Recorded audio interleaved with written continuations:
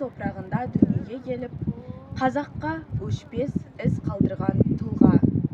Жаяумыса, Әміре секілді алыптардың тәлімін алған өнер иесі.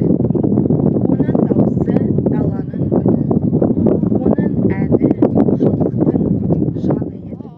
Бісміллә Балабеков 1901 жылы Павлодар облысы Баянауыл ауданы Ақши ауылында дүниеге келді.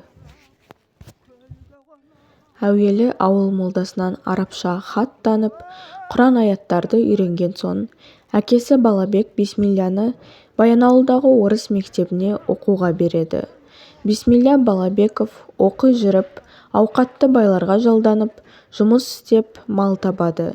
1919 жылы Баянауылға кеңес үгітшілерімен бірге келген Иса Байзақов жас жігіттің бойындағы өнерге деген құлшынысты танып, керекуге шақырады.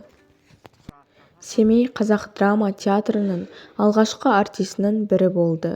1922-23 жылы Жұматшанин режиссерлігімен қойылған «Арқалық батыр» пьесасында Бісмілля мен Әміре Қашаубаев қияқ және тұяқ рөлдерін ойнады. Бісмілля Біржанның, Ақан Серінің, Жарылғапбердінің және тағы басқа композиторлардың елге танылмай қалған әндерін сақтап таратушы. 1930 жылдары оның орындауындағы әндер таспаға жазылды.